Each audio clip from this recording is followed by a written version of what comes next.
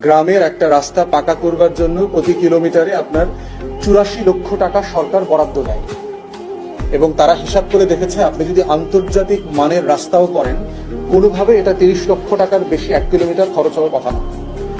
মানে আপনাকে 54 লক্ষ টাকা চুরি করবার সুযোগ দেওয়ার পরেও সেই 30 লক্ষ টাকার কাজটাও আমাদের এই রাজনৈতিক ঠিকাদাররা করে না। কারণ গ্রামে আপনারা জানেন অলমোস্ট সব ঠিকাদার হলো পলিটিক্যাল, কোনো প্রফেশনাল কন্ট্রাক্টর নাই এখানে। রোড বিল্ডিং এর অথবা ইঞ্জিনিয়ারিং এর কাজ যারা করেন, ব্রিক বিল্ডিং এর কাজ করেন, অলমোস্ট এভরিবডি যাদের সাথে কথা বললাম, ঠিকাদারের খবর নিলাম, ঠিকাদার অমুক দলের তমুক সম্পাদকের পোস্টে আছেন, অমুক দলের অমুক গ্রুপের তমুক পদে আছেন, সব ঠিকাদার হলো পলিটিক্যাল ঠিকাদার। পৌরসভা অঞ্চলে আপনার 1 কিলোমিটার রাস্তার জন্য সরকারের বরাদ্দ হচ্ছে 2.5 কোটি টাকা। সরকারি কর্মকর্তারা বলেছেন যদি আপনি আন্তর্জাতিক মানের রাস্তা করেন এখানে খরচ হবে 1 কিলোমিটারে 84 লক্ষ টাকা সর্বোচ্চ।